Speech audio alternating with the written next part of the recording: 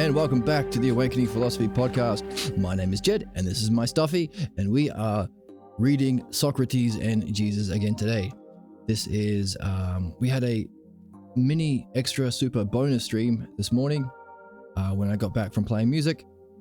I couldn't stop thinking about the book that we've been reading together on the channel, so I had to do an extra mini bonus stream, and that's posted on the VOD and on YouTube.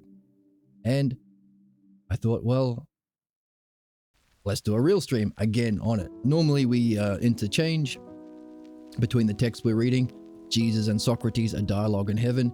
The symposium, we also have to have our nose in a Platonic text. That's super important to be in the human game. To be on the hero's journey, you have to have a nose in a Platonic text. We are also reading the Is It All Relative book.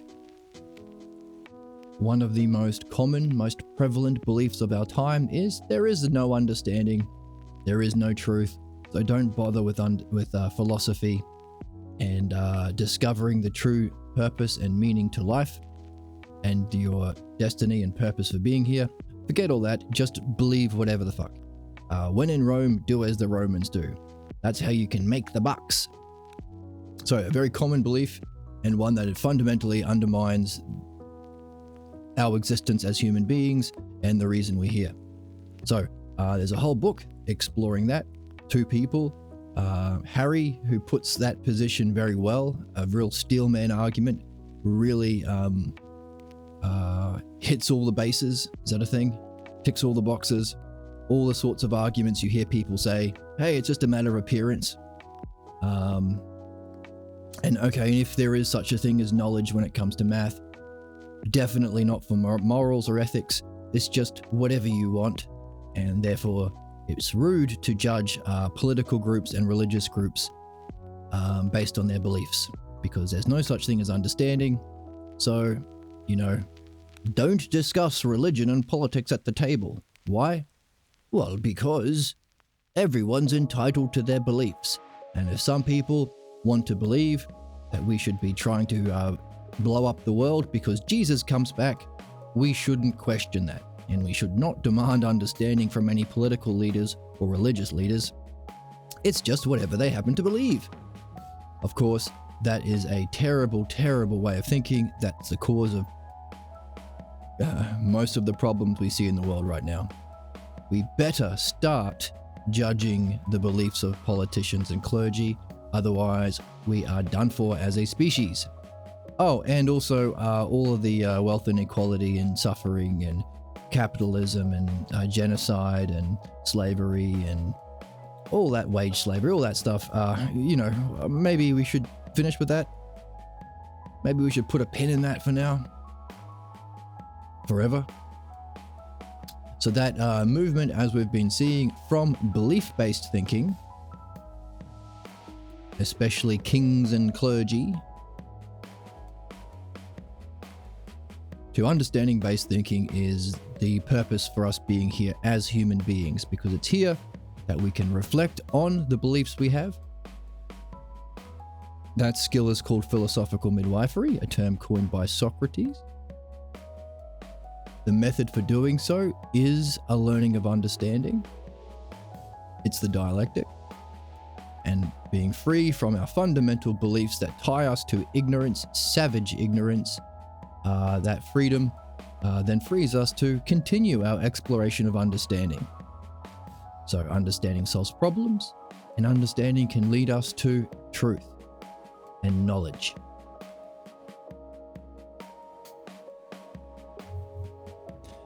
So, philodainoia, the love of understanding, the new art and new way of being we are here to learn as human beings. All of us. Why? Because it's our purpose. It's the meaning of life and our destiny. It's the purpose of all sentient beings going through an evolutionary process. So we say it's the destiny of man. So what?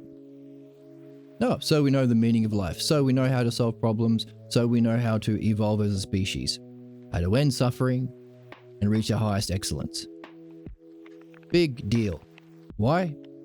Well, just because you know the truth doesn't mean people are going to listen. In fact, that's the very issue of the book we're reading here. So, to put a pin in that last part, Harry is arguing that there is no truth in understanding, let's all just be ignorant savages and never question authority and have a caveman belief-based thinking. So we have to address that because it's fundamental to our culture. It's one that we are fed all the time. Who's to say what's right and wrong, says Harry.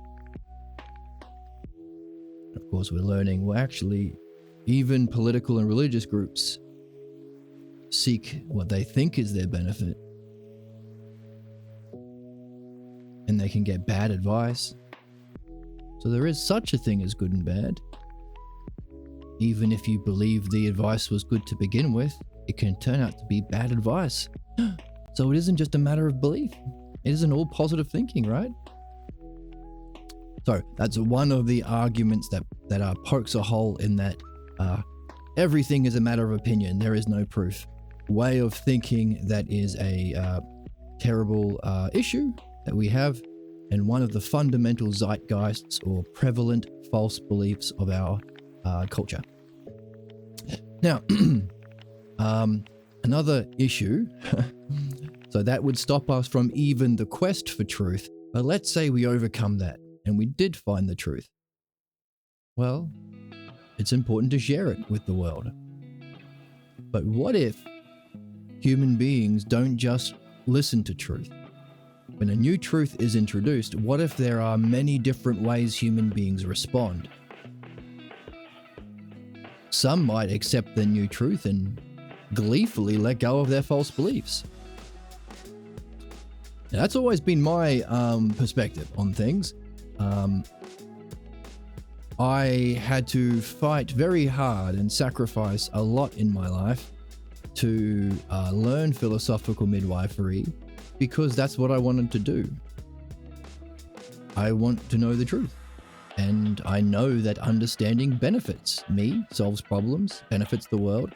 I don't like suffering. I don't like suffering myself. I don't like bad relationships where people are not having fun. And I don't like living in a world where we are irrational and immature and we have needless suffering. Baby brain shit. Like billionaires. What the fuck? You can't have billionaires without poverty. So why aren't we all just getting along equally? I would. So, as much as we might want to just accept the truth, we have to also examine the counterattacks from our false beliefs that do come up as humans when we start to learn new things. When we start to have success, we will find within our minds or within the world, in our dramas, we will find people or thoughts that come up representing the voices of those false beliefs to knock us down, counterattacks. Be they some thug from the gym who interrupted my good time this morning, or some jabroni on the street who decided that he needed to play my guitar more than me last week, or hey, your parents giving you a call and saying, oh, we should catch up so I can make sure you're not going outside of the family clan way of being. You're a good family member. Or internal ones. I'm not good enough. I can't be that way. That's not for me, etc. So, if you wanted to accept the new truth that you discover yourself or you learn, you also better be doing philosophical midwifery to address those counterattacks so you can let go of the old false beliefs that you have to sacrifice for the new way of being. That's why we do philosophical midwifery here. The most important activity any human being can be doing. Objectively. So, seems to make sense to me, but not to all human beings, apparently. Yeah. So, let's find out what are all of the different responses or reactions to new understanding or new truth. And let's see if we can have a list.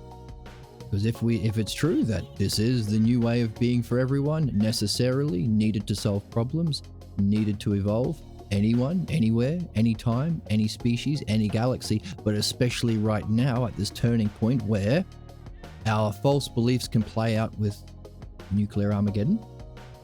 So what is it? The apocalyptic clock is 2 minutes to midnight or something like that. So it's most important that we all realize that philosophical midwifery is what we should all be doing every day. But how do we share that information? Because most people are going to dismiss it because it's not what they already believe. You will have far more success saying, what we all should be doing here is praising Jeebus. There are far more people who would agree with that than telling people we have to move from belief-based thinking to understanding-based thinking because our evolution is a cognitive one. That's what it means to be rational. In other words, people don't already think this way. They're going to respond in a lot of different ways to a new truth, some more savagely than others. But if we can divide all of those reactions to truth within a system, within divisions, and if we can hierarchically rank those divisions, maybe we can even see the necessity for all of these different reactions to truth. Maybe there's a reason why we're here, to have this human experience, which includes experiencing how we react to truth. And maybe the different kinds of reactions to truth can mark personal, spiritual development as well. And that makes sense, doesn't it? The most ignorant and stupid people you ever meet, as soon as they learn something new, they will completely dismiss it without even thinking. And then you might meet people who are a little bit more reflective, a little bit more evolved, and they might say, okay, I can see the value in this more rational system than my irrational beliefs. I'll pretend. But really, I want to be a good Jew. I want to be a good Christian. I want to be a good Amish, for our friend in chat today. And then a more evolved person might be like, okay, that's kind of really dishonest and probably not why I'm here, to spend my life just lying to myself and the world. But maybe I still really like the beliefs that I grew up with because, my mummy and daddy were saints. So surely they can't have been lying to me. So I'm going to take the rational and I'm going to patchwork up my beliefs.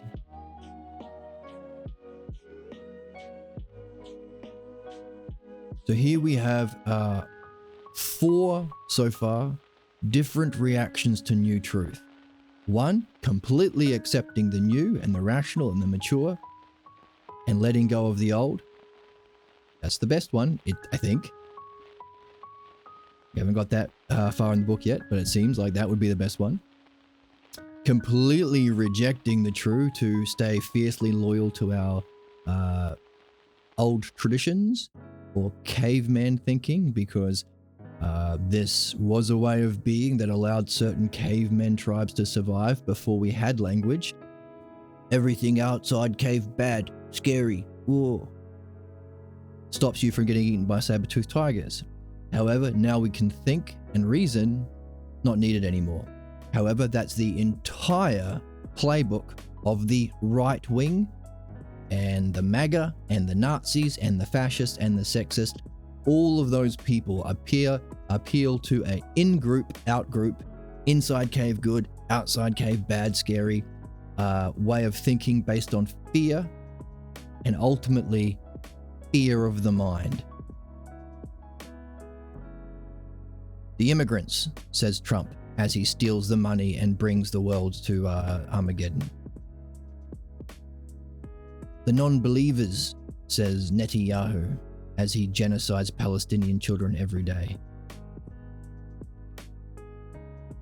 Okay? Human beings can be terrible, terrible, terrible. We can be the absolute animals. No animals treat themselves this way, the way that we do. We are the fucking worst. On one side. On the other side, we can be the absolute best. That transition is from belief based thinking, way of making sense of the world through beliefs, to understanding. Understanding is for everyone. Anyone can play, anyone can understand. It's true. It benefits, it solves problems. It's a win-win. It's a win-win-win-win-win-win. Simple as that. No, it's not, because hearing that, it ain't going to be easy for most human beings, because we are still human beings run that gambit, right, between caveman and enlightened sage, between Netanyahu and Hitler and Socrates, the absolute worst possible vile human beings acting in the most harmful and irrational way towards themselves and the world and others, and Socrates, the absolute best. So depending on that level of development, hearing that we are supposed to discover and let go of our beliefs is going to be hard for people all the way down there. But I am a Catholic, but I am a Mormon, but I am a Protestant, but I am a Jew, but I am a blah, blah, blah, blah, blah. No, you're not. Absolutely you're not. That's a belief that you may be identifying with, but belief isn't an identity, it's a way of thinking. It's a cognitive function. It's like saying, I'm a blinker. You do blink, but that's just a thing that you do.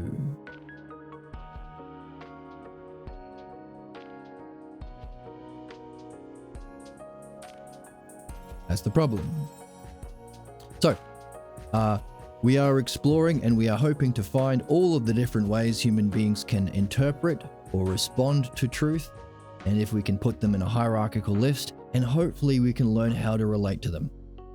And Jesus and Socrates is having that very conversation, because they are two people who had teachings, and everyone that followed them absolutely butchered what they were saying.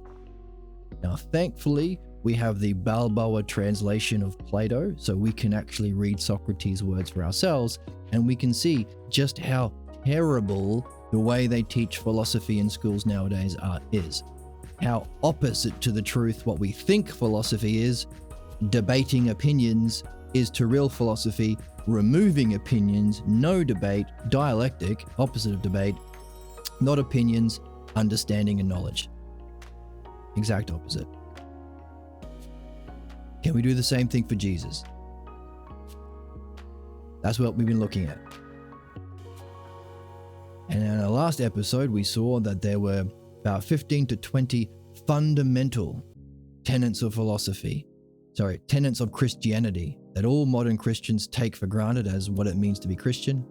None of them were said by Jesus. In fact, they all were opposed to what Jesus was saying.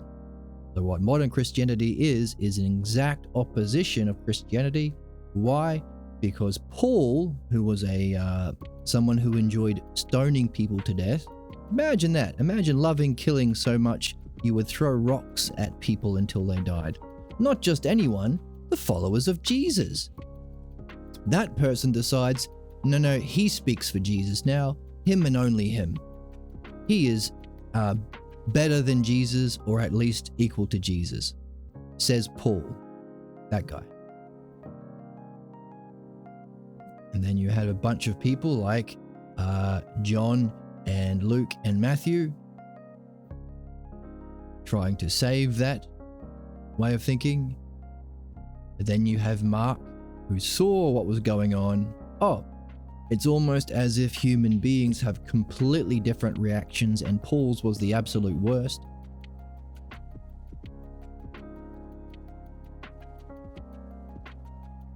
Maybe I will tell that story. What we heard. So, and also what we saw last time is, that resurrection thing, that Easter where Jesus rose from the dead? No, that wasn't in the book. Not there. No resurrection in the Jesus story. Isn't that interesting? It was added hundreds of years later by people trying to save their beliefs. By lying. Lying to us. Isn't that interesting? Lying about what Jesus said, lying about what Christianity is, lying about there being a resurrection? I wonder if that's significant, since Christianity has been used as a tool to justify sexism, slavery, genocide, wealth inequality. All of the most terrible fucking things human beings can do, justified because it's in the Bible. Not in the Bible, it's what Paul thinks. Opposite to what Jesus was saying. Is that significant? That we as a species have been lied to by the richest, most privileged people who don't have to show understanding, the Christians, the Catholics, the popes. It's just what they believe to be true, even if they're knowingly lying to us in a way that justifies the worst atrocities that any animal can do to themselves and others. Is that significant? I think it's significant. We are so lucky that we have this book. Now, that's on the negative side. On the positive side, what we've seen an agreement between Socrates and Jesus that man is the mean between two extremes. The absolute worst, we've been talking a lot about that today in the introduction, and potentially the best, which is developing understanding and a love of understanding, what we call philodianoia, the new art. 2, address and remove our false beliefs and understand the intelligible light of pure being.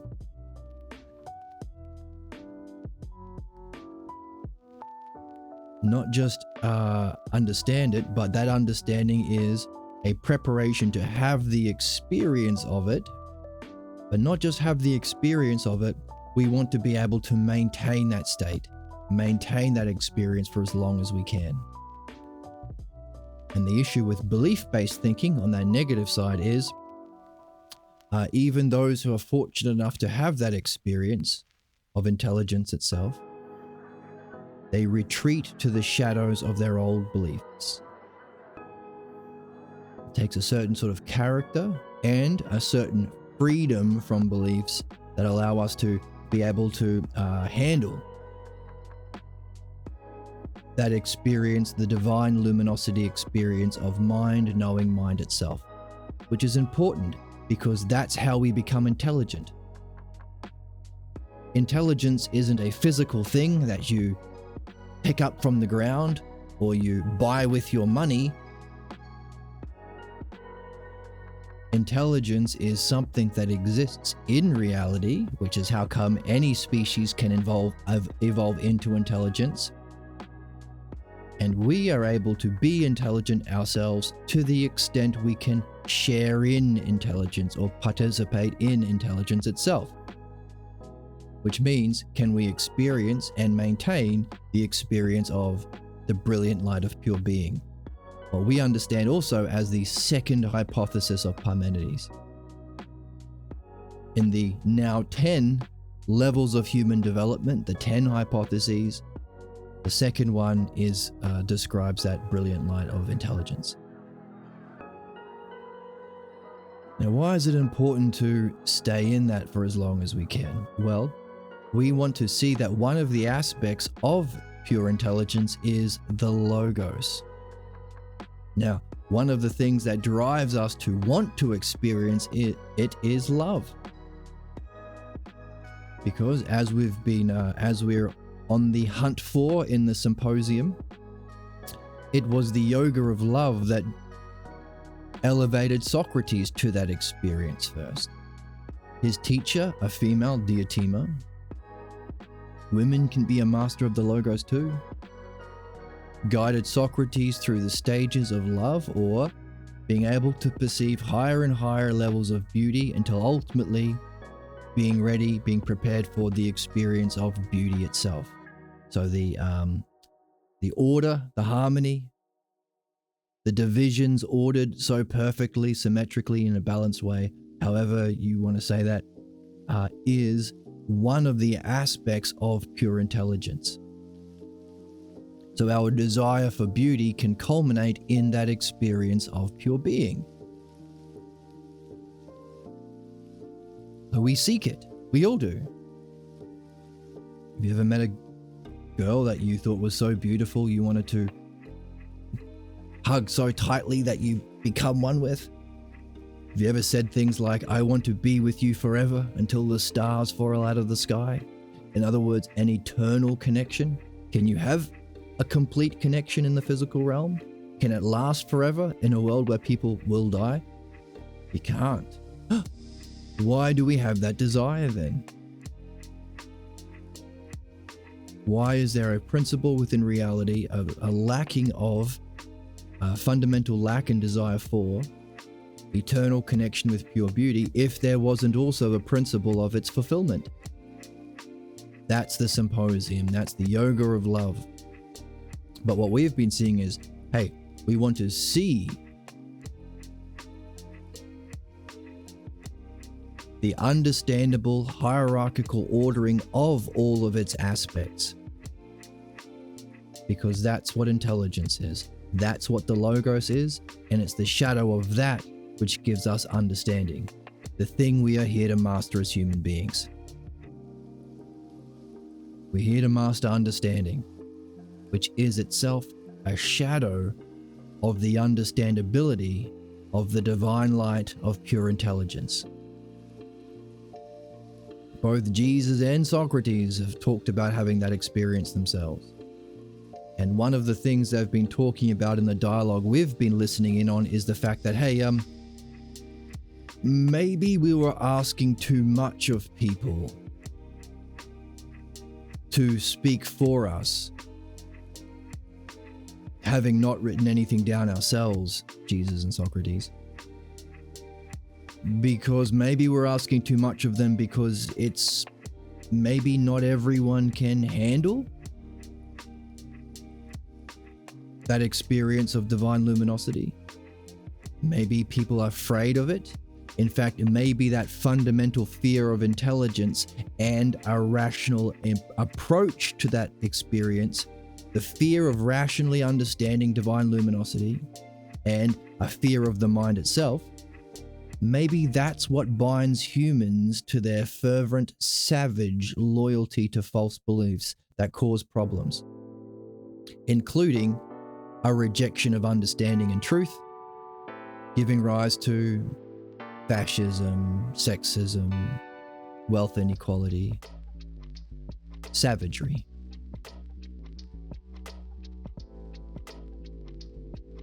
Now, fortunately for us, we do have a book written by someone who was able to sustain that experience and see the intelligibility of it, and also, and use that extreme intelligence to become a master of philosophy, a head professor at the College of Religious Sciences, help others into that divine luminosity experience, making him a appointed Buddha or guru of Eastern spirituality, and he wrote it down.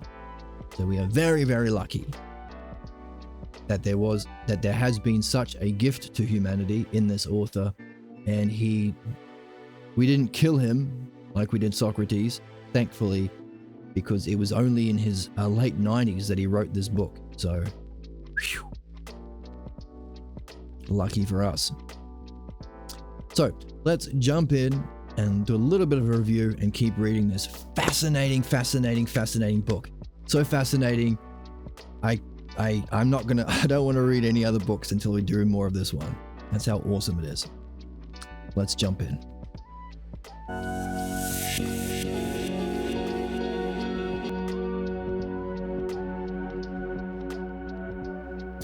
Here we are. All right, here's the book. So, we hit some key points earlier. So, we have an example of one of those four ways of interpreting truth, which is the patchwork truth. That's the Kabbalah. There is a belief-based tradition. Remember, belief bad, understanding good. If you want a bumper sticker or a fridge magnet, you could just put it that way. The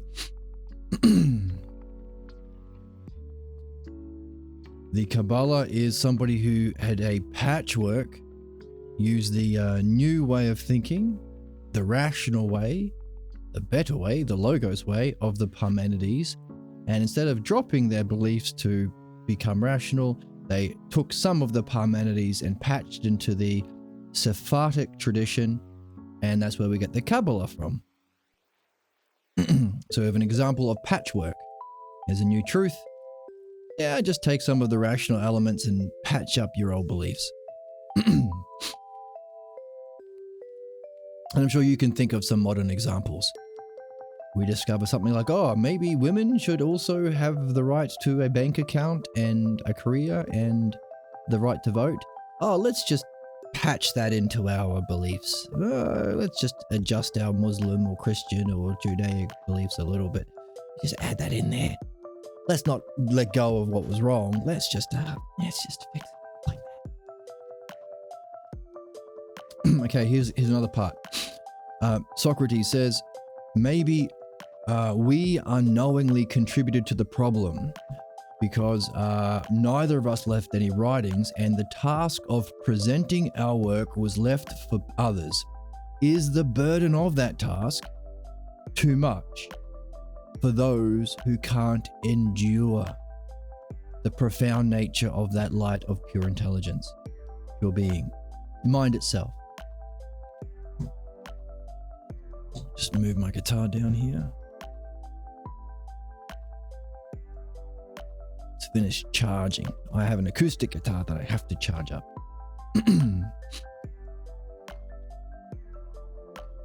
So, makes sense, right?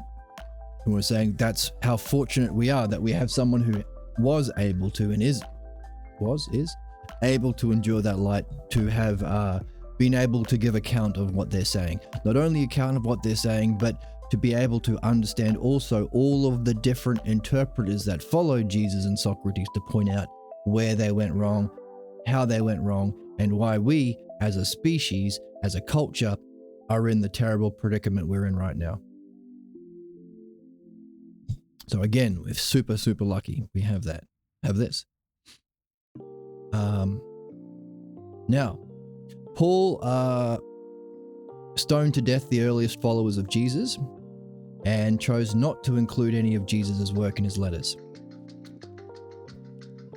So, seems like a real piece of work. But equally so, Aristotle seems to be analogous. So as Jesus had Paul, Socrates has his Aristotle, who completely has misrepresented the words of Socrates. And that's who we learn from. If you study Plato or Socrates at school today, you're listening to Aristotle, just as who got it completely wrong, just as if you're a modern Christian, you're listening to Paul, who, as we're reading, got it completely wrong. Go out and tell your Christian friends.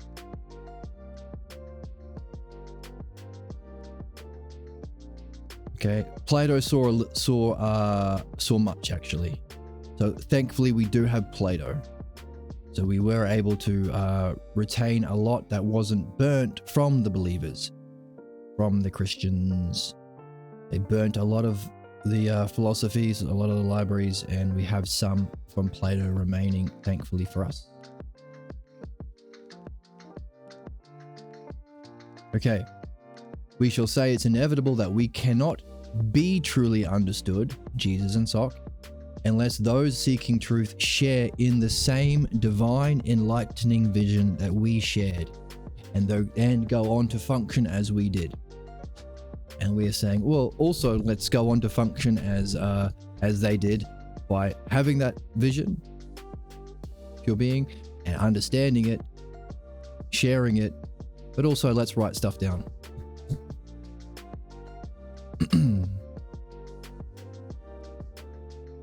Okay,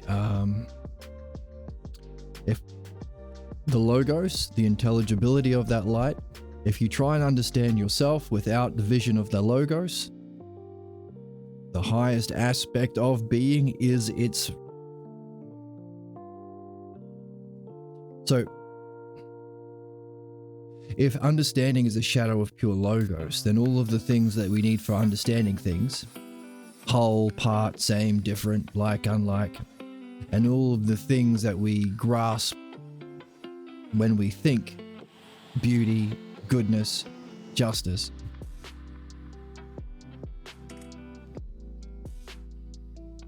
these are all aspects of being.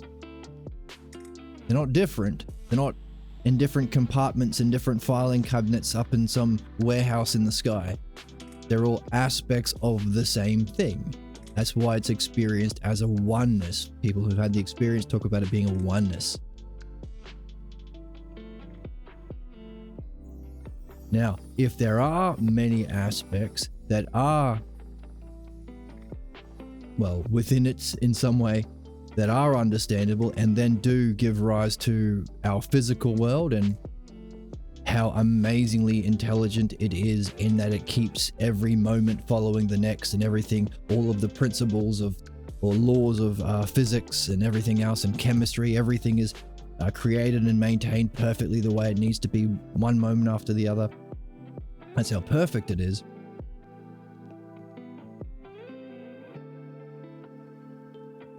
And if we are reflecting on that experience, we can intellectually distinguish the different aspects. Therefore, we could say, well, if there are all these aspects that are all in there, there must be at the highest the aspect of its having partness. You have to have the principle of there being parts, divisions, structure, order, for there to then be things that can slot into that order. Therefore, we could conclude that the Logos might be the highest aspect of that divine light, which makes sense of them saying, hey, maybe it was unfair or asking too much for people to give an account of our teachings without people being able to endure the divine luminosity experience to the point of seeing its highest apex, the Logos.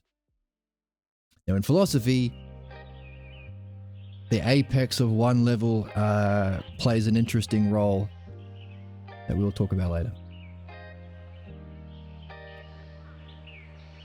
So this Paul guy, this guy that went around murdering people for fun,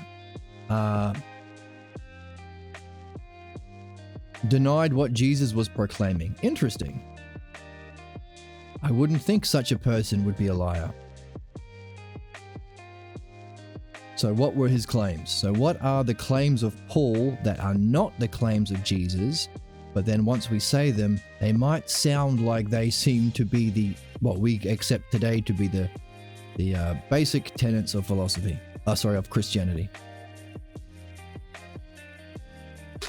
If you've ever been to a Catholic mass, you'll probably know them by heart, and you might be surprised that you can I never put my mind to thinking about any of these things. In fact, whenever you asked a question, you were told to shut up.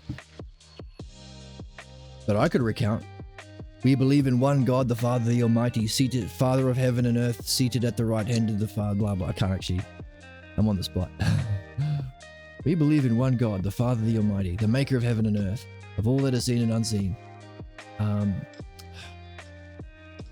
All this shit in a little saying that you had to say every Sunday. And every Thursday morning if you're unfortunate enough to be an altar boy. So, what are the sayings that are hypnotically instilled into unthinking minds as a brainwashing tool to human beings that have been therefore used to justify the worst atrocities against our own selves? Let's read them.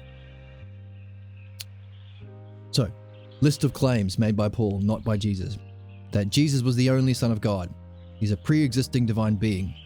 He died on the cross. In doing so, he made atonement for the sins of mankind. His resurrection, maybe that's one point there. His resurrection marks the beginning of a cosmic catastrophe, ending with sacred believers ascending to heaven and the rest of life being destroyed. Death is abolished. Demonic forces lose their power. Jesus' resurrection places him at the right hand of God, making him Lord and King. He will return on the clouds of heaven to redeem the saved and bring final judgment of man. From this time on, there will be no more suffering, sin, or death. Paul will also be present. So this will happen within Paul's lifetime. 14. Those who join the church and follow the rituals of baptism and Eucharist will gain salvation after the resurrection. 15. The saved will become sons of God and gain eternal life with me in heaven. And 16. Oh, that's it. So about 15. Fundamental tenets of philosophy, right? Of Christianity. Right? Wrong. It's Paul. Paul making up a load of bullshit. Isn't that interesting? Is that significant?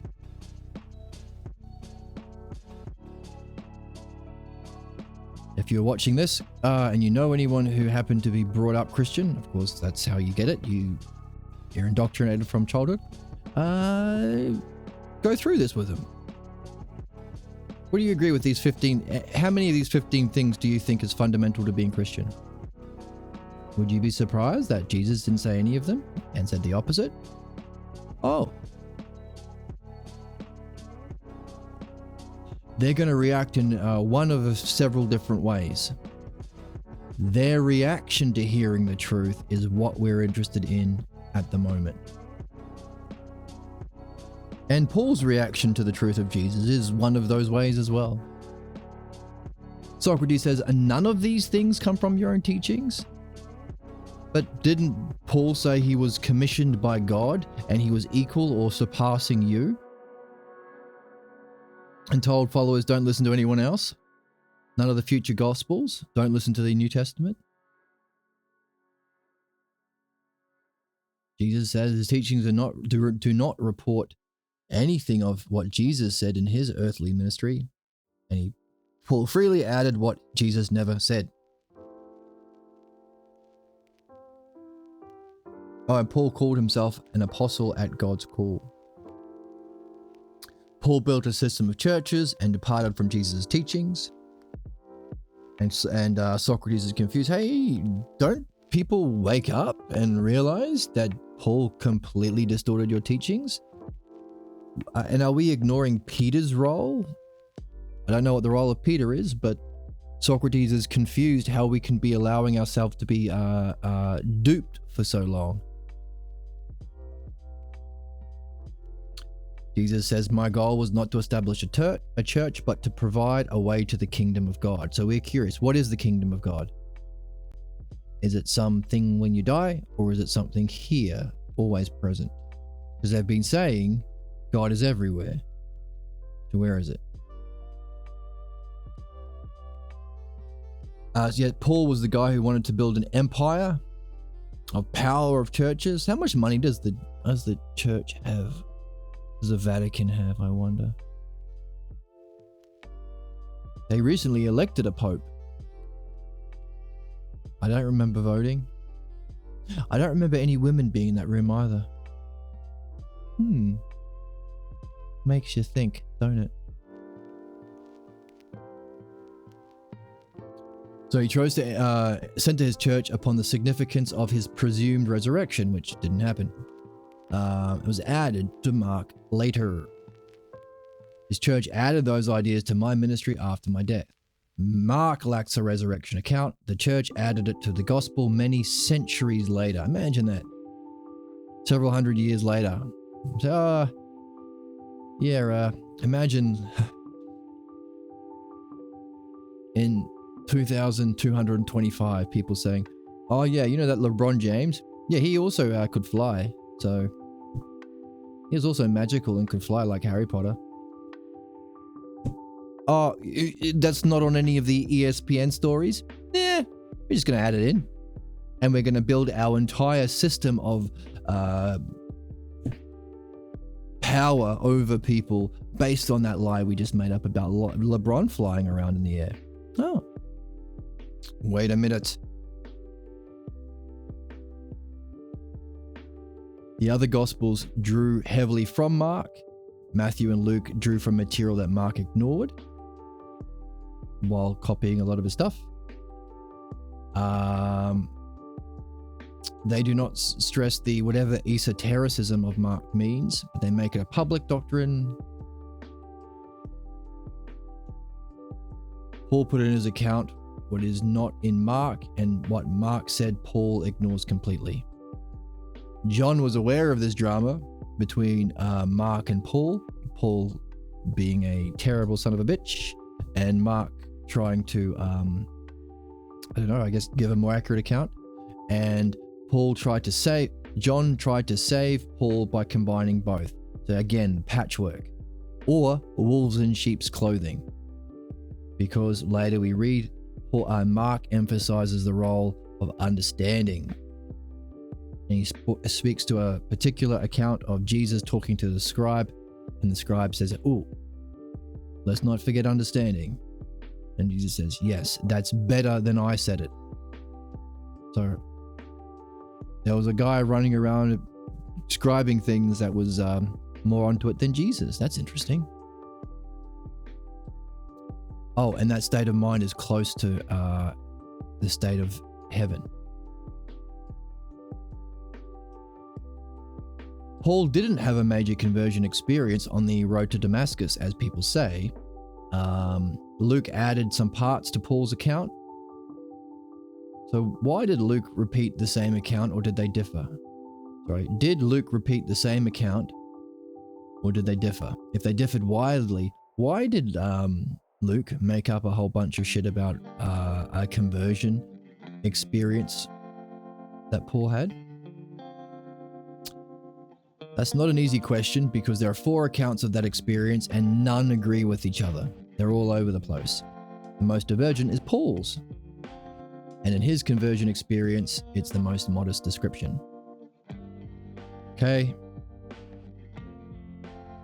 Socrates says it's the same old story. When beliefs go beyond what believers can believe, they add to our doctrines their own beliefs. That's the issue. It's not an issue of truth. It's there. It's an issue of how do humans respond to truth. Do we just add the doctrines in to save what we grew up with? If so, we're in trouble. Now it's the question of, is Jesus in the Mark's gospel considered to be the embodiment of divine wisdom? And Jesus says Mark's Jesus goes beyond the others in terms of wisdom. And he talks about that experience with the scribe. The scribe asked which of the commandments is first, as a way of testing Jesus. Jesus combined the first and second. Sorry, did he fail? I don't know. He answered that God is not only one, but there is no other than he can be. He went on to say that you should love God with all your heart, soul, mind, and strength. The scribe added, and with all your understanding. And then the second commandment, so Jesus, I guess, failed that test. But the second commandment is loving your neighbor as oneself. One's neighbor as oneself, and the scribe added, that is greater than all of the burnt offerings and sacrifices. So all of this nonsense that we do in church, burning sacrifices and things, loving your neighbor as oneself is better. When Mark's Jesus heard these additions, he said that the scribe, having mind not far from the kingdom of God. So very clearly, Jesus is saying here in this interaction, the kingdom of God is a state of mind, and the scribe's mind, one that values seeing all as an aspect of oneself or expression of oneself. We might call it the first hypothesis. And combining love and understanding necessarily together. He is speaking from a certain way of being and way of seeing that is close to what he is calling the kingdom of God. None of the other comments report the superiority of the scribe's comments, nor that judgment.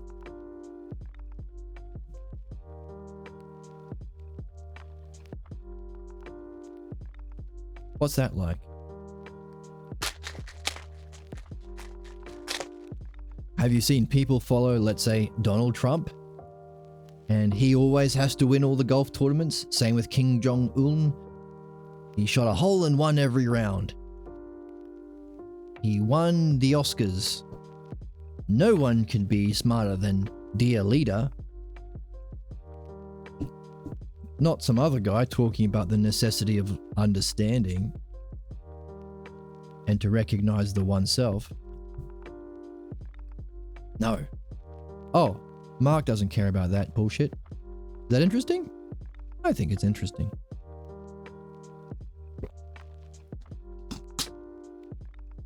So we're seeing different people giving different accounts of the teachings and work and conversations of Jesus. I think that's where we're up to. No, keep going. So Mark, Jesus acknowledged the scribe's superior answer. Superior means better. And dignified it with the claim that meant the scribe was not far from the kingdom of God, so mind plays a major role. Mind, not belief, not faith. That's Paul's garbage.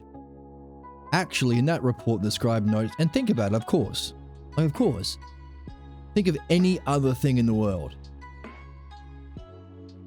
Would you rather, do you think someone is superior if they understand it or if they don't understand it? How does your engine work, mechanic? I have faith that it works. It's my faith. Is that a inferior or superior mechanic to someone who says, oh yeah, and I understand how it works? And I can recognize the highest aspects of the engine to oneself. Of course. It seems a bit silly once you say it out loud, isn't it? I wonder if that's why they didn't ask for questions in church. They just got you to repeat statements. I believe, I pledge my allegiance to, I believe. Because if you do say it out loud, it sounds a bit ridiculous. In the report, the scribe noticed that Jesus left out the role of understanding in the love of God, and that was an important omission. Do not have love without understanding. That is terrible.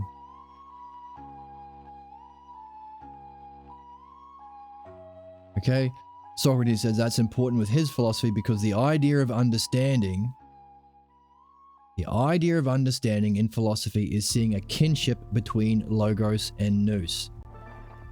That's so important, we're going to give it pink. And that's what we've been talking about today. That was our reflection in the introduction today. All that stuff about recognizing understanding as being something that we get the more we can participate in that light, but also all of the aspects of that light, because the logos is the highest aspect, or I'm guessing the highest aspect of nous. Nous is the Greek word for our ability to know. When we talk about knowledge, we mean nous. And we don't mean knowledge of the physical world, like knowledge of how many three-pointers LeBron James shot last year. We mean knowledge itself, knowing oneself as mind connecting with mind completely. That's nous. And the idea of understanding is seeing the kinship between logos and nous. Understanding isn't remembering catchphrases like this guy. Have you read Brand at all? Have you read Nagel? What about Scanlon? Have you read Scanlon or Scruton or Edmund Burke? Have you read C.S. Lewis? Have you read The Lion, the Witch, and the Wardrobe? Have you read Immanuel Kant? So you know Flicht. What has this got to do with Bob's Burgers? Do you practice self-love in a Kantian sense? Do you masturbate to Kant? Have you seen Infinity Wars? Have you even seen Age of Ultron? So that's not understanding. Collecting a list of names or books to justify our beliefs in a debate. Although that's how philosophy is understood in our modern age, from Aristotle, just as Christianity is from Paul and not Jesus. Our understanding of Socrates is from Aristotle and not Socrates. See, the human problem. interpretation. Also, the story of my life. Making the first part of my life very troubling and confusing. Why are people acting so negative to me when I'm just sharing what benefits everyone?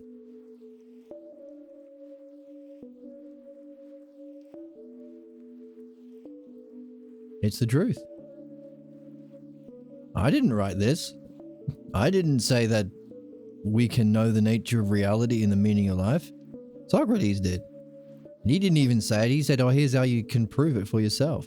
Don't believe me. Lots of people have had that experience.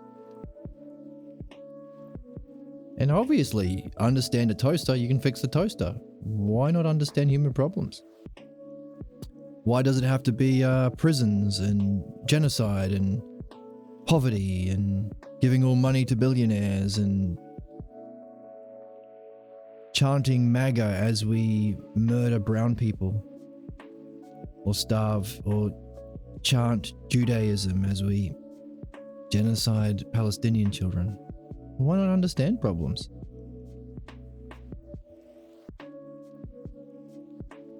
Very confusing life and very lonely.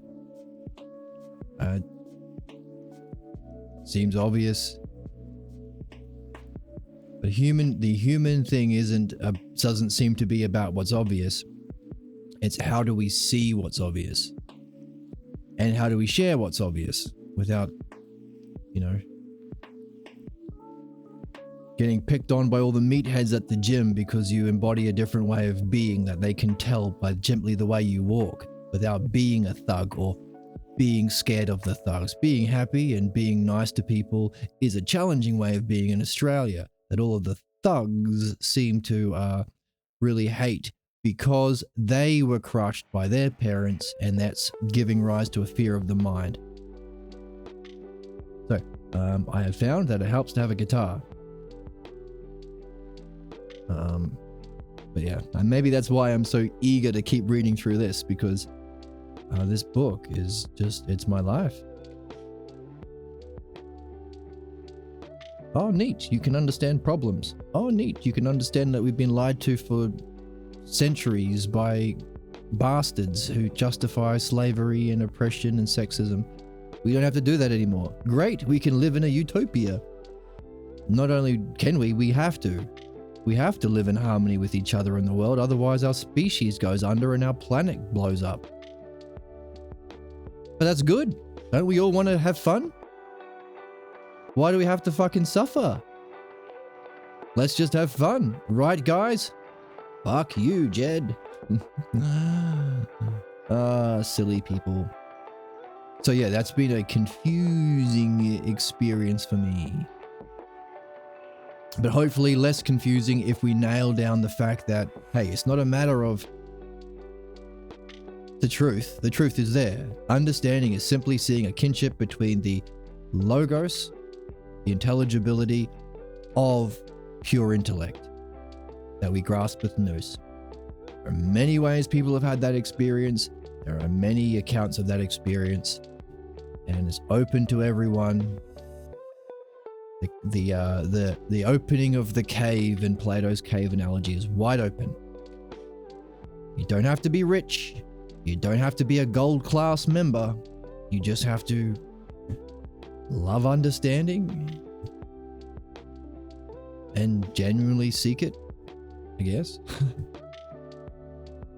Oh, and do midwifery.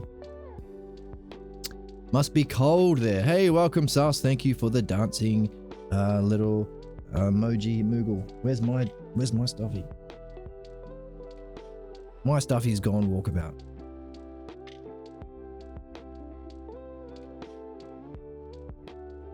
I wrote a song for you, Sus. I lost my stuffy. My stuffy's gone. That's the song I wrote. Called Can't Find My Stuffy.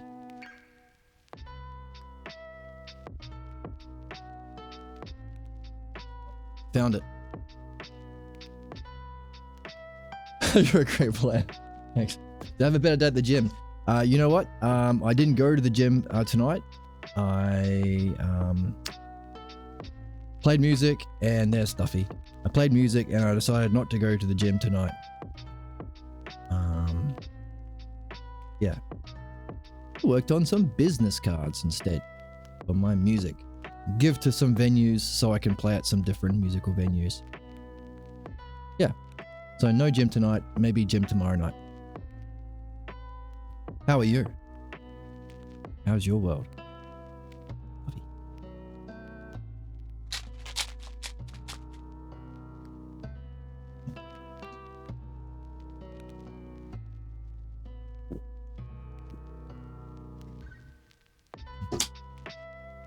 Things are getting better. Ooh, I like to hear that. In what way? Talk to my anxiety and see what's up with it. Ah, interesting.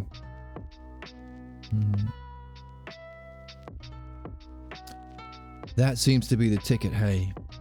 It's not that we don't have problems, it's how do we reflect on those problems in a kind of a way that allows us to understand what they're telling us so we can free ourselves from them.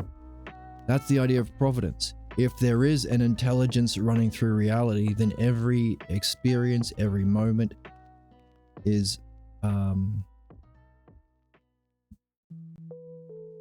if there is providence, there is a goodness being bestowed to us through the logos, through the intelligible structure of reality.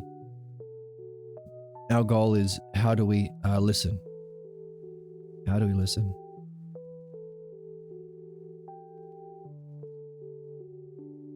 Self-parenting and being the parent for me, which I didn't have. Oh, I see. Yeah, so I think the idea is the more that we are able to see the logos, which is the understandability of pure being, the more we can learn the dialectic, learn to reflect through the dialectic on our problems, our states of mind, and especially our dreams. It's through that where we get the messages of our states of mind, like anxiety, and the negative experience, like some thugs at the gym. In other words, everything is sent to help us. Every moment, every thought is a potential doorway to the richest insights into the nature of self and what we are here to see about our false beliefs. The trick is, how do we learn that kind of reflection?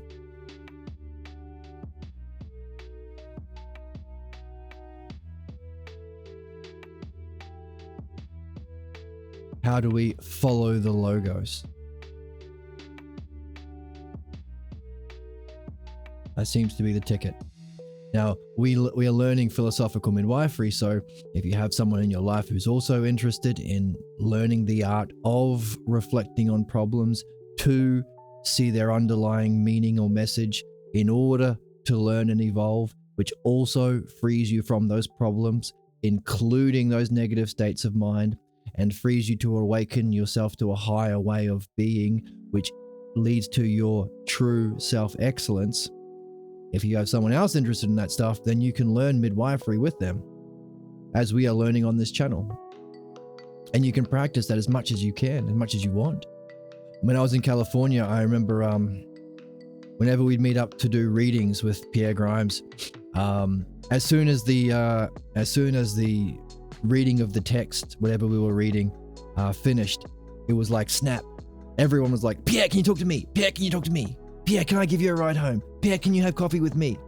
Everyone was like waiting for Pierre to close the book, and then everyone would jump in. Please, midwife talk me. Everyone wanted to have a midwife talk with Pierre.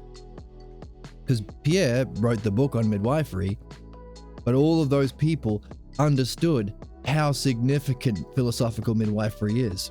Without midwifery, without this reflection on our problems, on our experiences, on our lives, on the difficulties that we're having, without that reflection through the logos, through the dialectic, we just repeat our problems, and that's just suffering. We're not gaining anything. not benefiting. But with midwifery, you do benefit. You're able to overcome those problems and awaken to higher states of being. States of being that transcend even the physical dimension. That's how significant midwifery is. And the people who knew that is like snap, me. I know, because I was one of them. So whenever I was in California, I would always have a dream with me, just in case Pierre happened to pause and look over and said, "Oh, do you have a dream?" Yep, here it is, and it's transcribed. And I've been to what's that printing place in America? A big printing shop, Office Depot or something. I've been to Office Depot and I've photocopied 10 copies just in case you happen to ask me if I have a dream while we're in a meeting, and then I can hand them out to everyone else so they can all follow along with the dream, which is, more inclusive. It helps everyone. So I always had a little knapsack with a dream or multiple copies of a dream. And yeah, that's how important midwifery is. It's the most fun game, it's the most meaningful game, and it's the game that helps us to solve our problems.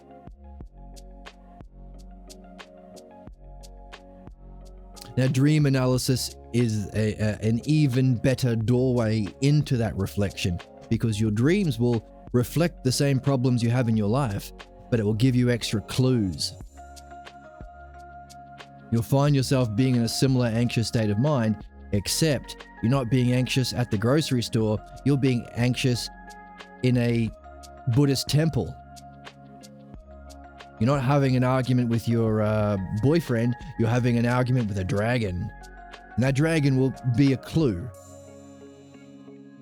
That's how significant dreams are. And dreams are so well crafted that if you only remember a passage, I've had people remember like a couple of words, and that was enough.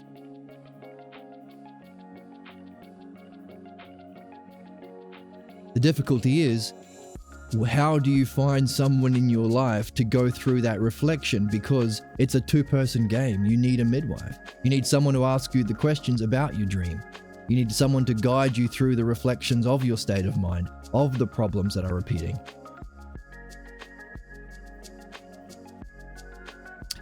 So I imagine riding a dragon and taming it. Interesting. Yeah, well, your dreams will give you the message. Your dreams know all about you and your problems. It knows where you came from. It knows where you're going. It knows your fate, your problems, and it knows your destiny, your highest goals. That's why we say this game that we are here to learn, Philodianoia, has 4 aspects. The new way of being, which is actually the old way of being.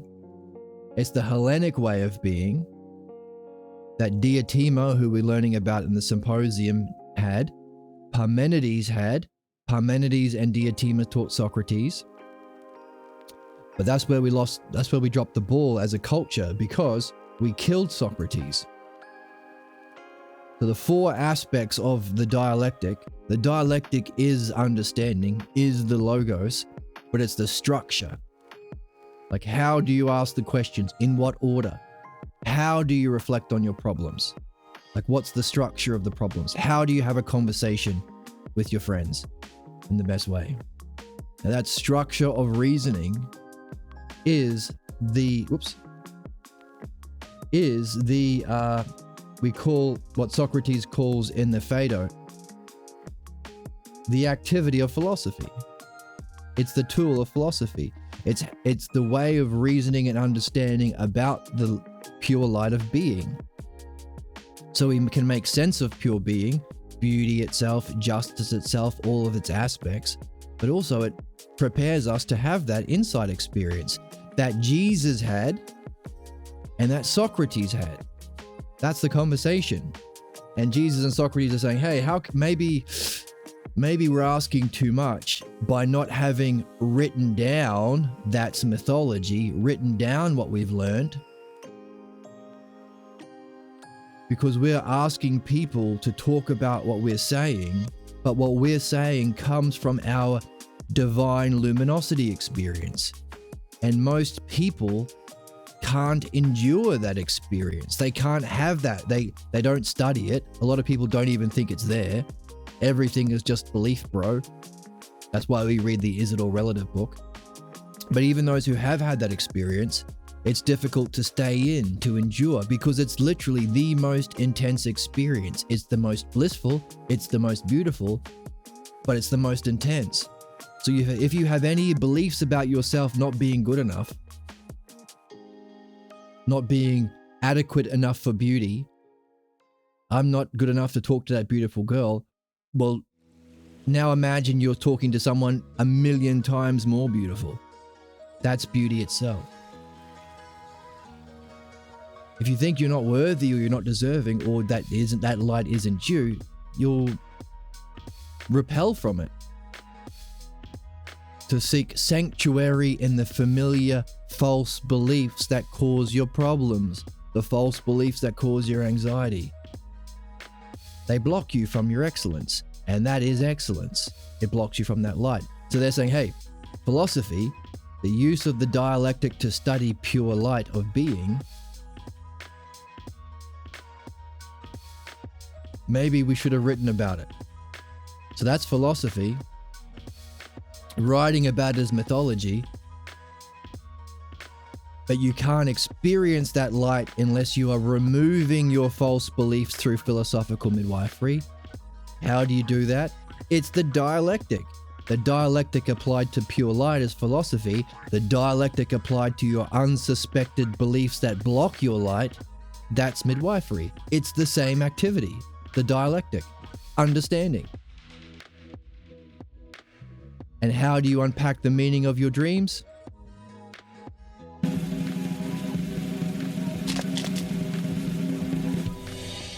You guessed it, it's also the dialectic. So all four aspects of what we're here to do as human beings, remove the cause of our problems and our injustice and our blocks, midwifery. Use that freedom to find our highest excellence, including pure intelligence. That's philosophy. Listening to the messages from our guide through dream analysis for both of those things, and then sharing it in mythology. Those are the four aspects of the new art called Philodianoia, the love of understanding, and they're all the dialectic. But the thing is,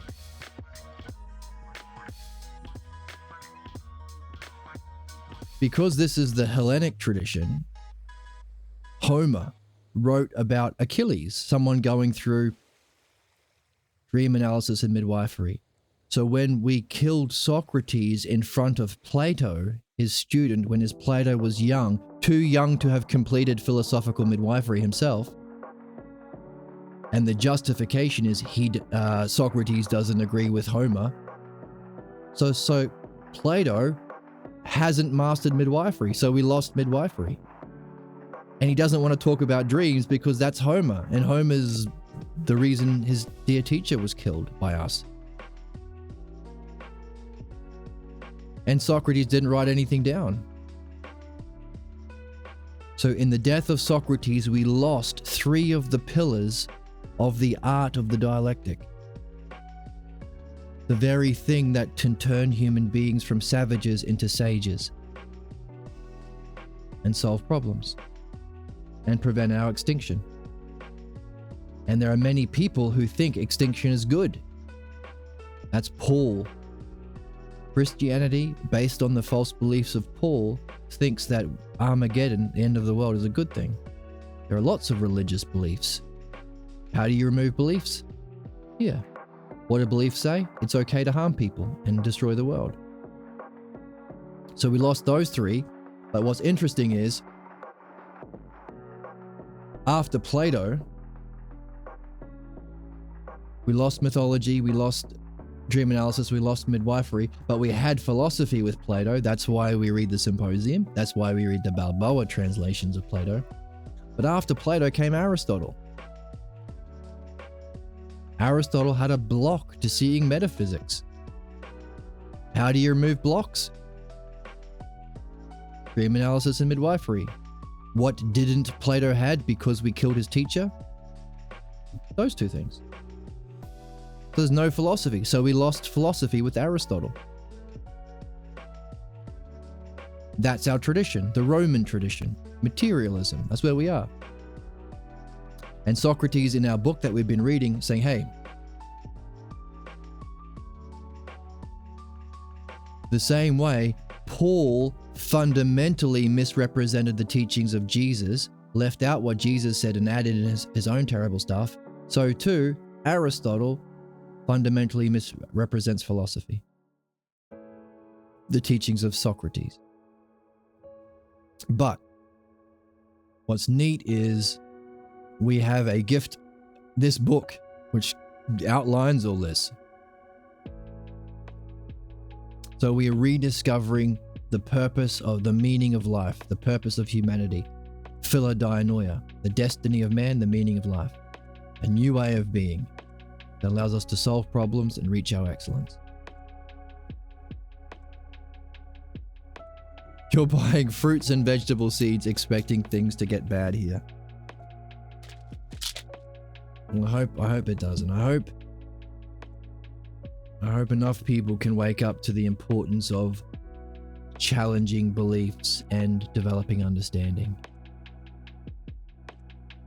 Especially MAGA beliefs, capitalist beliefs, racist beliefs, and sexist beliefs. Oh, really? You hope they deliver to your state? Oh. Need to build an underground bunker like the billionaires do. When instead they could be solving problems.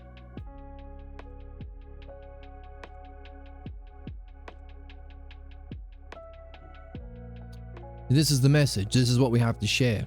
But what we're reading is, hey, we can say this. This is the destiny of man. This is the meaning of life. This is the new way of being.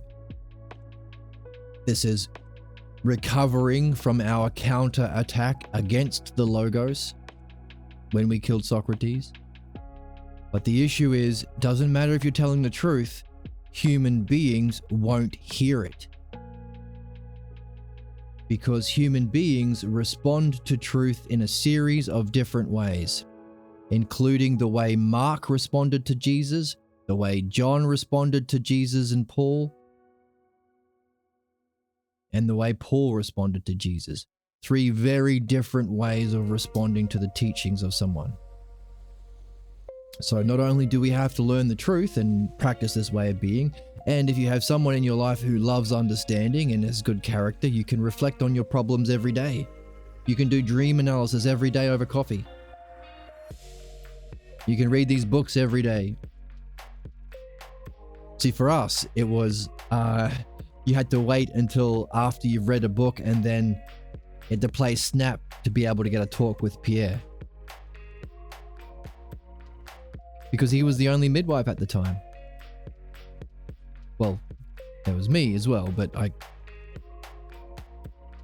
it's not much fun midwifing yourself.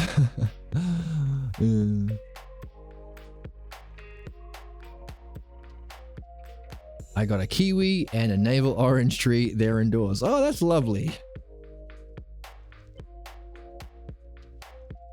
So hopefully we'll be able to share this information with enough people, as well as understanding the different responses to truth humans have, so that we can maybe expect the counterattack, expect people to dismiss everything, expect people to pretend to be interested but not really interested, they're just scamming, pretend people to be interested but they're actually just taking apart and adding it to their beliefs, like the Kabbalah, which is the Parmenides added to that other tradition. Expect it. Not be sad that no one wants to play. No one wants to do the meaning of life. No one wants to do what we're here for. But expect all of these reactions and ideally be able to guide human beings through these stages of reactions to truth and maybe even take these reactions to truth as themselves levels of personal development. Next month to get a potted apple tree. That sounds delightful.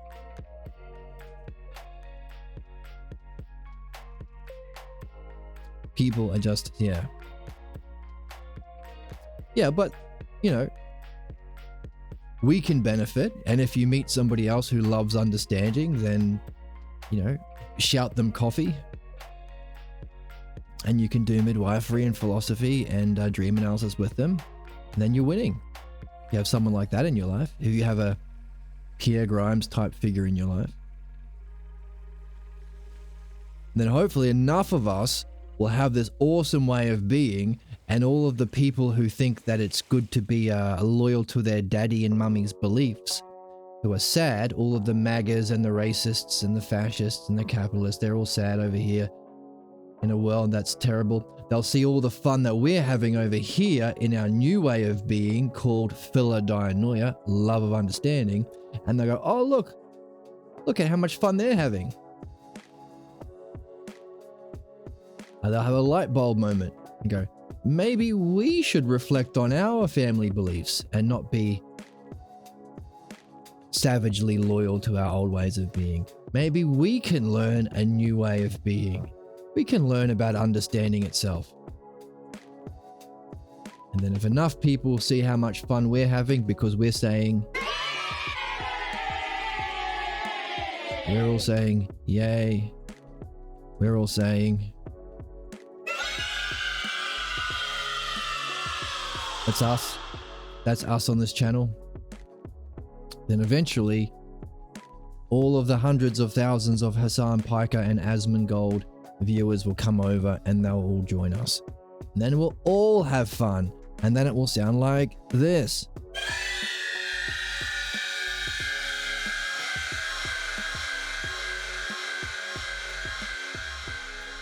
That's the sound of 200,000 Twitch frogs all enjoying this new way of being called philodainoia that will usher in a new age, the age of awakening.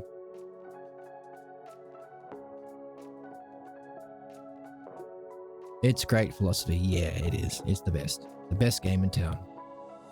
Fortunately, you have a green thumb and a love of plants. That is really, really great. Pierre also loves that as well. He was always, even in his like 80s and 90s, was in the garden, gardening. I remember that. Wish more people would try to love themselves enough to try to understand themselves. Yes. And that's where we are in the book. Well said. Because, let me get rid of all of our 200,000 Twitch frogs. They're all having a good time. Sound like this.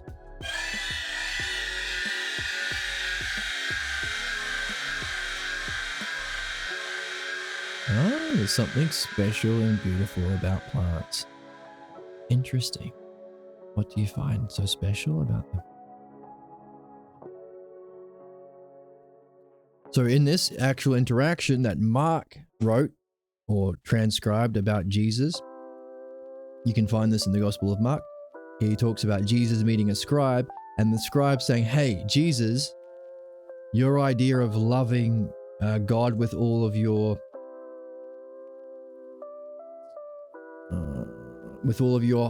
heart, soul, mind, and strength, you're missing the most important part, understanding. Love through understanding. I used to have a variety of orchards. Wow. They have a nice energy. And when I'm in nature, I feel at home. That sounds lovely. Ah. Wait.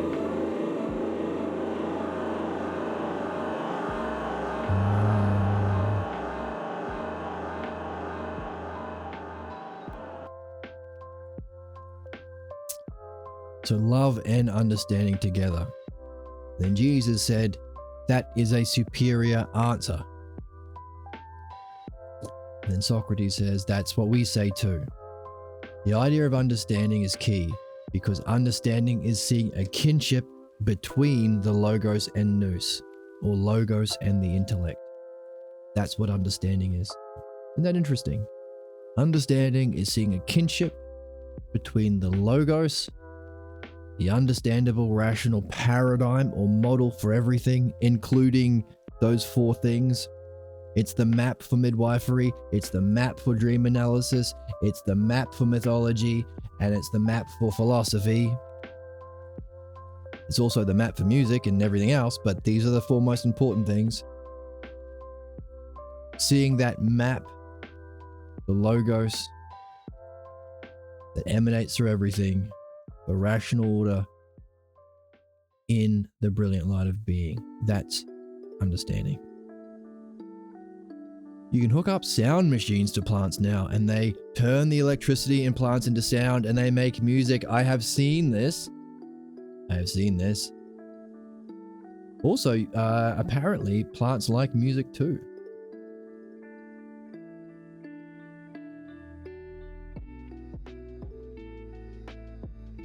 You think you'll hook your plants up to these machines and create some music? If you do, we have a creation section on our Discord. Be sure to join the Discord and share your musical plant creations. So, electrical signals for communication respond to stimuli. Now that's interesting. So, I have heard they've done experiments of playing music to plants, and they seem to like plants. Sorry, plants seem to like music. Interesting. So I wonder if plants can send communication through electrical signals and they like music, if you can make it so they can hear their own sounds, I wonder if they can recognize I'm making that sound. And I wonder if they recognize that they will start making musical sounds that they themselves enjoy. That sounds like a fun experiment.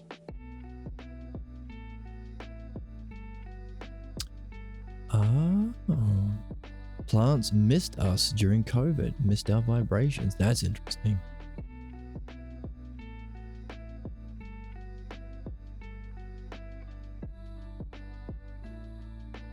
Plants remember people in a weird way. Yeah, Pierre told me that once as well. Remember walking down the driveway after a meeting. And he said, look at those trees. What do you make of those trees? I go, I don't know. They're just trees. I'm more interested in philosophy. No. Look at the trees.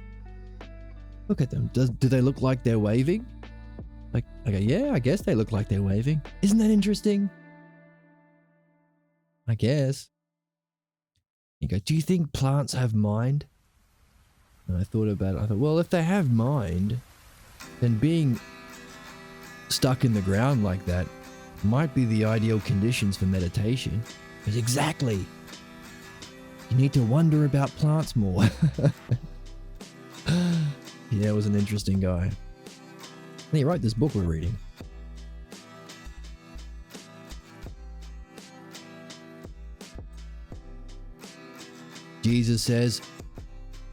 Socrates says, you were being corrected, Jesus, by the scribe who said you needed to add understanding into your idea of love and the commandments. Trees talk to each other when seasons change so that their roots don't bother each other and they try to grow too big and they don't have room to grow. That's why when they get a certain size to transfer, you transfer them to a new pot. That makes sense. They seem to have a more harmonious connection and organization that we humans have currently. We can learn from them. So, you're right to be corrected by the scribe Jesus. It's important within my philosophy because the idea of understanding is seeing a kinship between logos and nous, or the logos and the intellect. And Jesus said, I find that as interesting as you do. Did you know that Mark often cites the need to understand rather than to believe? That's where we are. Trees communicate with each other, and seasonal changes play a role in this communication, especially through underground Fungal networks. Trees don't just compete for resources, they cooperate and share them, including transferring nutrients and warning signals about environmental changes. They're called mycorrhizal networks. Makes sense. That sounds like they are participating more in the logos than we are, because we compete for resources and we throw resources into the sea so that people can make more profit. And we hoard resources and we don't share technology.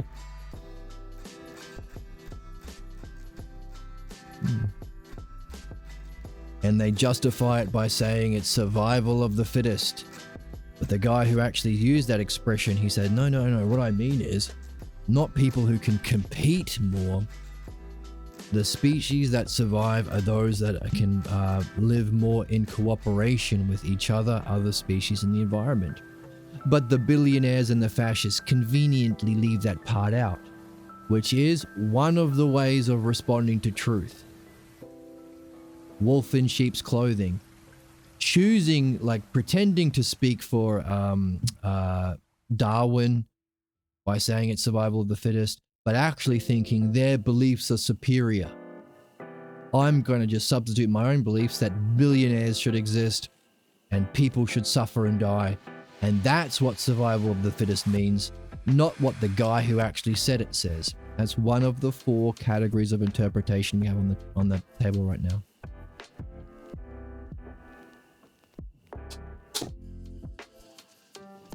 Like Paul, claiming to speak for Jesus better than Jesus did and completely lying. That's where we get our Christianity from. Mother trees, oldest and most established trees, often play a central role in this communication, supporting younger saplings. Oh, that's nice. Though when they cut down older trees, it hurts saplings. Oh, leave the old trees alone. I'm sure the trees in the Lord of the Rings will agree. You're a wizard, Harry. You love plants. That's nice. I like hearing about your plants.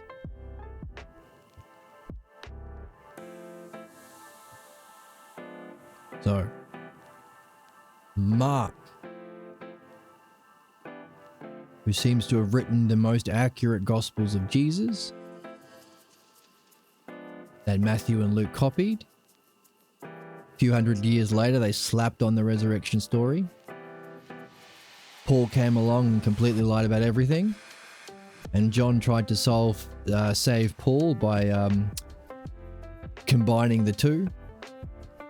So the what seems to be the more accurate spokesperson for the teachings of Jesus, Mark, often cites the need to understand rather than believe.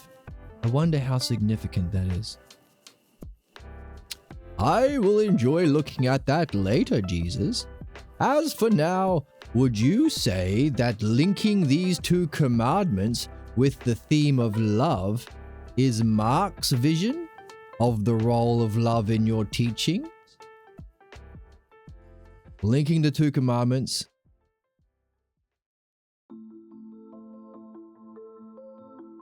with the theme of love.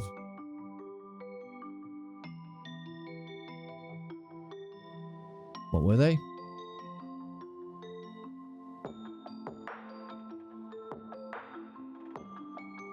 Combining the first and second.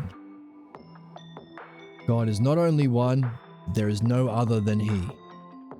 And you should love God with all your heart, soul, mind, strength, and understanding.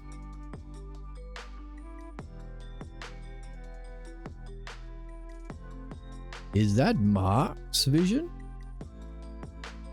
Did Paul offer the same view of love as Mark? Another good question there, Socrates, says Jesus. Paul argues that God showed his love by giving his only Son to humanity so that they may be saved. He offers that I died for man's sins. Then Paul adds several places that the second commandment to love thy neighbor is an act of charity. You, of course, would see the core beliefs in evidence here. Mark, as you may know, never said that I was God's only son.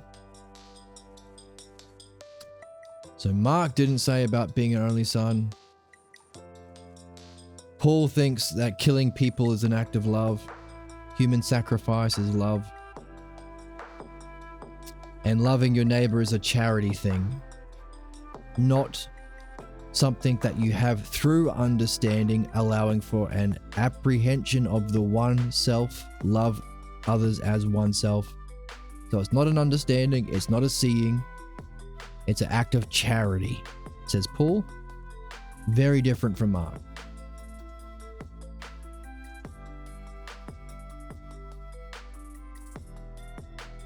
Not a love with all of your heart, soul, mind, strength, and understanding. No, it's human sacrifice and charity, says Paul. Very different from Mark, who is the more accurate transcriber so far. Oh, and that idea of Jesus being God's only son, completely hogwash. Not there. Paul made it up. But that theme is picked up in the other Gospels, and especially the Gospel of John. So we know what John's game is. Try and save Paul. Does dying for man's sins wipe out sin? So now we're introducing some rationality to this bullshit. What? Killing? Hey, does that make sense? If I punch a cat, and then I kill Fred over there, does that wipe out me punching a cat because I murdered that other guy? Does killing someone else fix anything? In fact, you might say that's the worst kind of injustice. Punishment itself is terrible savagery, built on the lie that people are made better through inflicting violence. It's used as a tool to justify oppression and stealing resources. But you can even go one step further, not worse than that. I'm not only going to punish people, I'm not even going to punish the right person. So it's probably the worst you can do. Oh, is that what Netanyahu's doing? Oh, those Hamas people that we paid for and we allowed do the thing on October 10th or whatever it was. Oh yeah, to punish these guys, evil Hamas, we're going to starve these children to death. Right? Punishing is good, right? No. Oh, but what if we punish the wrong person? That's good, right? No. Oh, but we're going to do it anyway because... What? It's rude to demand understanding from political and religious leaders? Therefore, we have genocide, which shouldn't be? Oh.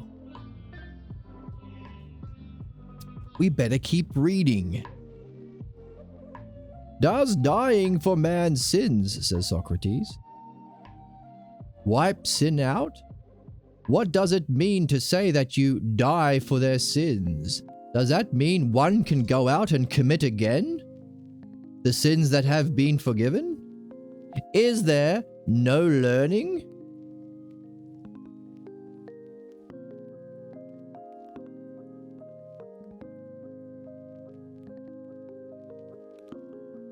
When someone says sorry, does that help anything? Are they going to do it again tomorrow? Is there no learning when one committed those sins? How is someone benefited? Key role. We see time and time again when people are playing the mush brain game of saying nothing is anything, we add the idea of benefit. Benefit changes the game. Hey, don't judge politics. No religion and politics at the table.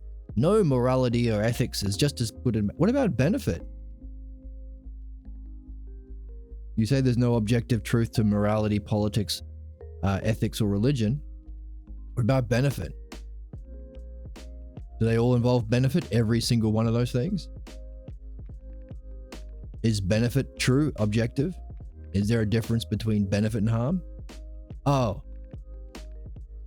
So this horse shit game, everything is all relative, changes quick smart when you add in the idea of benefit.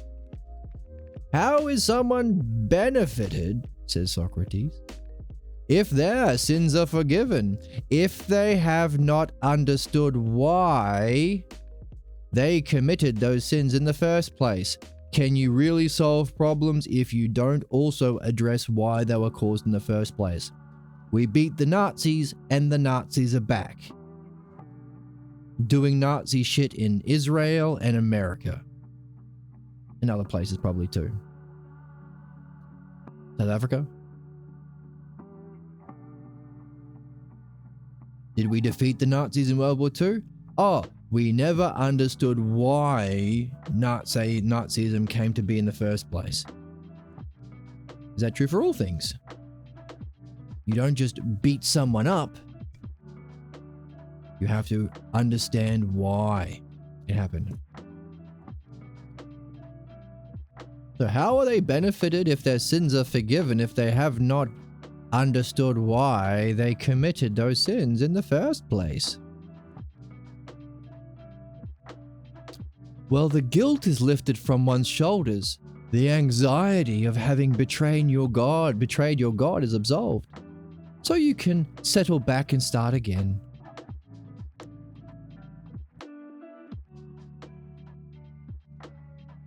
We are surfacing another problem with Paul, says Socrates. I will assume that it does work. I'm not disputing that. I am only asking if the individual has learned anything as to the origin of their misdeed. The question turns on whether it is wise to lift what needs to be known from those who most need to know. Let me put the issue another way. How wise are you shown to be? How wise is the God Mark portrays him to be? Are there any references that show that Mark's Jesus is all-knowing and wise? Or are there other episodes that challenge that image?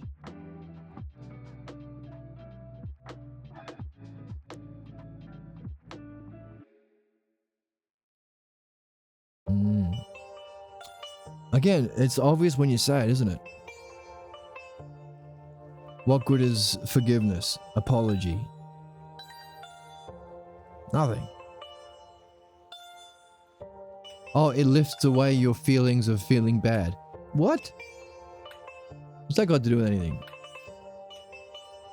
Why lift away what needs to be known? So you can learn the origin of the misdeed. And that's, of course, the essence of midwifery, isn't it? When we surface repeating problems and negative states of minds and blocks in our life.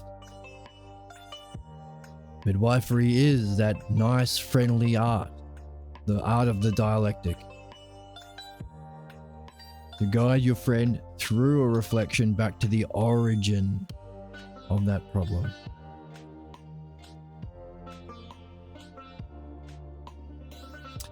How wise is God that Mark portrays him to be? Is there any references that show Mark's Jesus is all-knowing or wise? Or are there other episodes that challenge this view, this image? Jesus says yes. Another example is needed to show this point.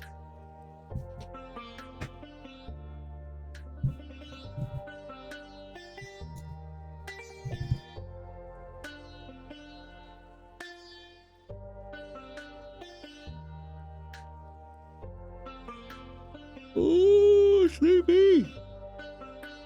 I should be sleeping, but I can't get enough of this book. It's so good. We can see that in Mark's Jesus, when he had to recognize the superior stance of a Greek woman, she had pleaded with him to cast a demon out of her daughter. Mark's Jesus answered, that it was not fair to throw to dogs the children's bread of his teaching. She answered that even dogs can feed on the crumbs that fall from the table.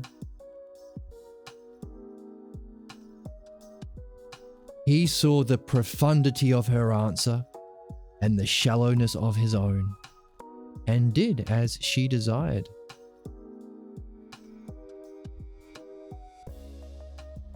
So here's the story of Jesus getting it wrong and recognizing the superior stance of somebody else. In other words, he wasn't all perfect and all knowing and all wise and all that. Cast a demon out of a daughter. No. That would be throwing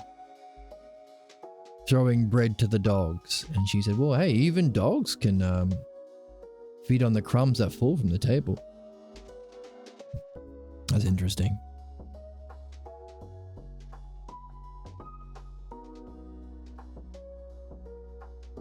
Surely that does make your point, and does it twice. I would like to return to that theme of love.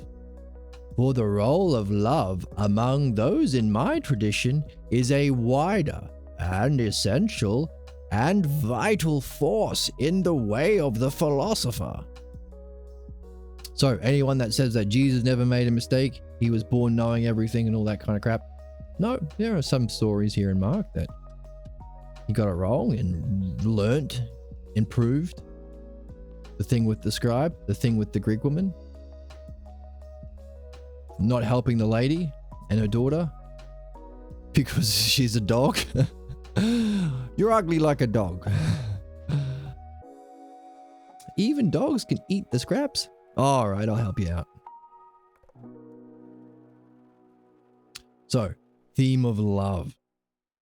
Very important because we are into that in the symposium.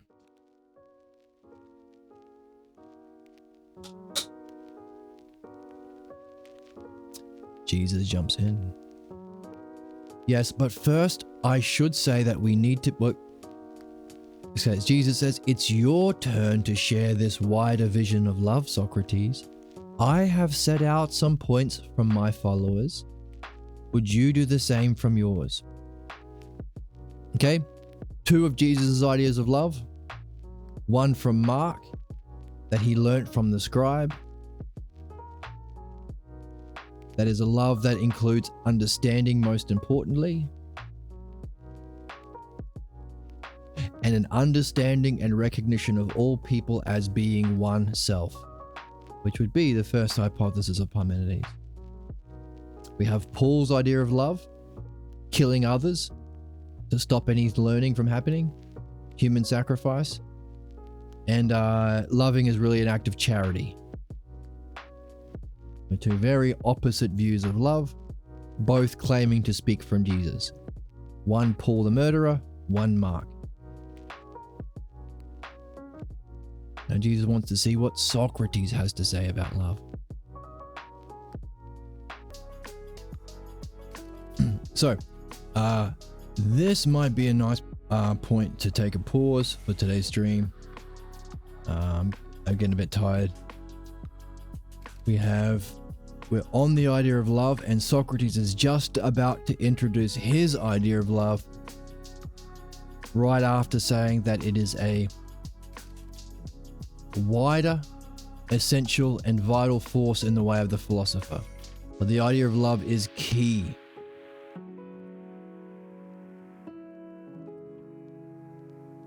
He also said that key to his tradition is understanding, and specifically understanding is recognizing the connection between the logos and nous. A brilliant light of being that we can apprehend directly as knowledge. And how does the logos connect with that? That's understanding. And understanding also plays a key role in love. We say that a lot on this channel. We were just talking with our friends in chat about how, hey, you want friends that you can reflect with. That's how you turn problems from suffering into just pain. It's suffering when you have to repeat problems without any learning. If you can go through a process of following the logo, following understanding, following the logos, you can see that every moment is a message to be learned from. That's how we unpack providence. Providence is a kind of divine love, bestowing what's most needed for everyone based on what's most appropriate and what's needed for them at this moment. That's providence, that you only unpack with the dialectic, with the logos, with that kind of reflection. And if you're in a loving relationship, then you can do this all the time. Every moment you can be gaining insights, overcoming blocks, problems, and suffering. So we can anticipate where he's going with this. A wider, essential, and vital force in the way of the philosopher. Very, of course, different than stupid Paul, maybe even different from Mark. Mark didn't give us a lot, did he? He said to love God with your, what was it again? Love God, God is one, and there's no other than he. Now that could mean everything is pure intelligence. Kind of vague, kind of fits. Love it with your heart, soul, mind, strength, and understanding. Okay, understand the nature of reality as pure intelligence, the divine.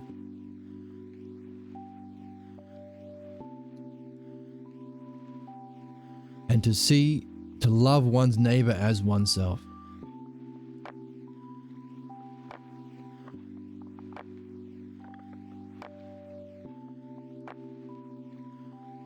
Everything is intelligence. Love it.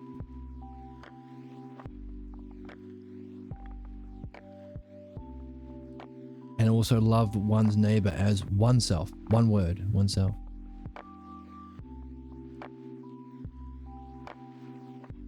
Kind of vague, right? Understanding is key. Oneself is key. Incorporating everything is key. But still, what the heck is love? Obviously better than stupid Paul. But now we want to go on to someone whose tradition is based on understanding and having a better scribe in Plato than perhaps we have with Mark and Paul.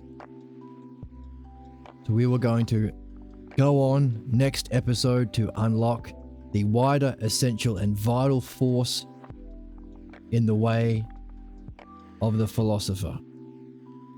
The role of love. How is love vital, essential? A vital force essential in philosophy. Didn't say that right, did I?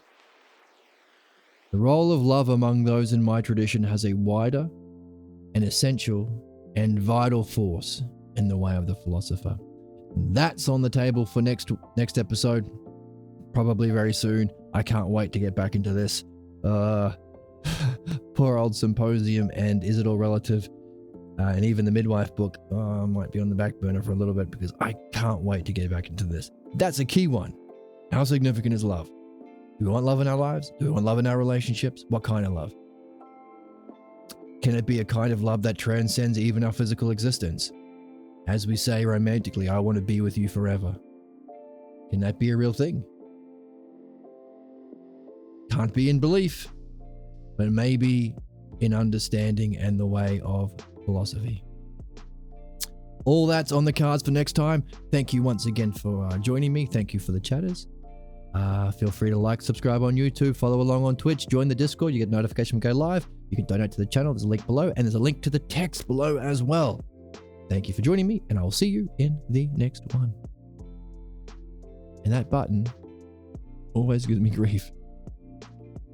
Go. See you in the next one.